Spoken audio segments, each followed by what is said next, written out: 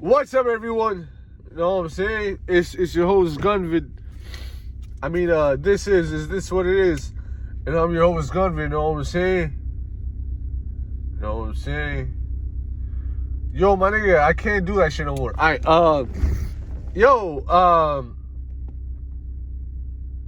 Yeah. So the Thunder won last night, and I was like, yo, I didn't expect that. You know what I'm saying? I thought the Pacers was gonna win. Nah, but I don't like. This is interesting now, all right? So it seems like whichever team loses in this finals series, they lose because of inconsistency from either their starters or their bench. So it's like with the Thunder, right? When they lose, it's because Holmgren and Caruso aren't doing good. But then, like, when Holmgren or Caruso or both of them have a good game, they win. And then with the Pacers, when they lose, it's because Halliburton just kind of like disappears. Last night, I think he had like 13 and 8, like 13 points, 8 rebounds, and like whatever. But like, you know, when you're the number one player on the team, like Halliburton, you can't do that. And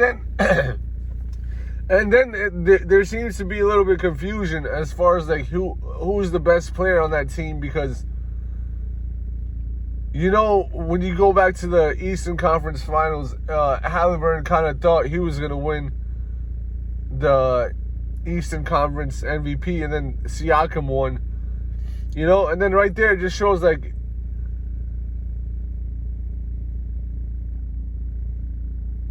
it's like, who's the real leader on this team? It seems to be Halliburton, but then when they win, sometimes Siakam has a better game, and sometimes it's Halliburton that has a better game as far as stats.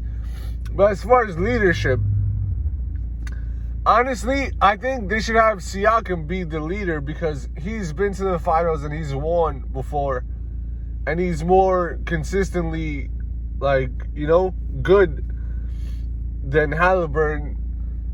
And it's like, I don't know, it's just like, you know, too much inconsistency from both teams.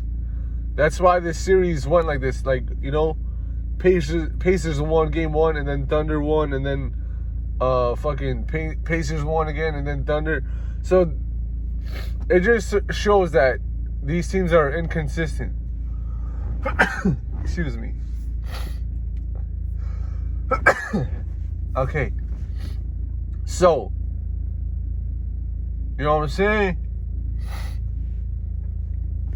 It's like, what the fuck, bro? So how are you going to make a prediction? I don't know. But I'm going to stick with my prediction. I think the Pacers are going to win the next 2 games because, right? Say the Pacers win the next game. Now they're up 3-2. Now they got all the momentum. And I think that game 6, the Thunder, they're going to be making mistakes. They're going to be demoralized because it's going to, you know, if they lose, they're going to be out of the finals. So I think that's how it's going to go. You know what I'm saying? And I don't know, I can't, as an analyst, you know what I'm saying? You know what I'm saying? I know I make a lot of jokes and shit, but I'm a real analyst, and sometimes I'm like, oh yeah, man, I'm fucking tired of sports, you know, like whatever.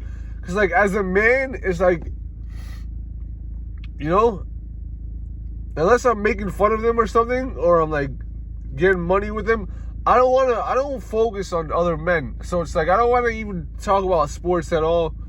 You know what I'm saying? I just want to focus on bitches and fucking mad bitches, you know what I'm saying? But you know what I'm saying? You know what I'm saying? You can't just fuck bitches 24/7. You know what I'm saying? Because then you go fucking... You know what I'm saying? You're just going to be a fucking loser. You're not going to get anything done in life. You know what I'm saying? Unless you're getting paid to have sex. You know what I'm saying? Niggas got to work. You know what I'm saying? So yeah, that's why I get tired of sports. I'm like, nigga, fuck sports. Nigga, I don't care about these niggas. You know what I'm saying? I fuck mad bad bitches. You know what I'm saying? But yeah, like, whatever. I'll talk about sports every now and then. But like, as an analyst, right?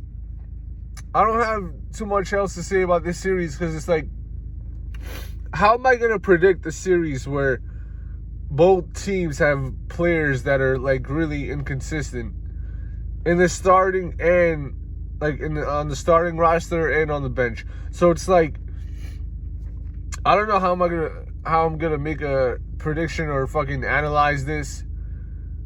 You know what I'm saying? One game Haliburton got 13, the next game he got fucking 28 and he's making the game-winning shot. So I don't know, man. It's just like, but what I will say is, if I am gonna analyze this, is that overall the Pacers they got a better coach.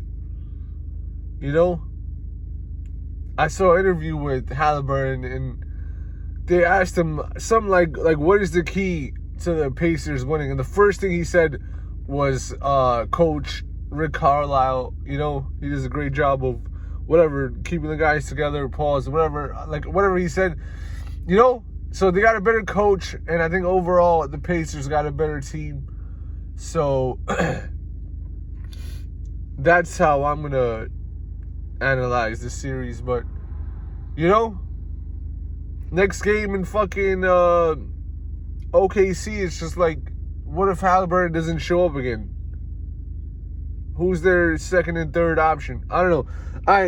If you appreciate this episode, hit that like button, comment, share, and subscribe. This is this what it is, and I'm your host, Gunner. You know what I'm saying?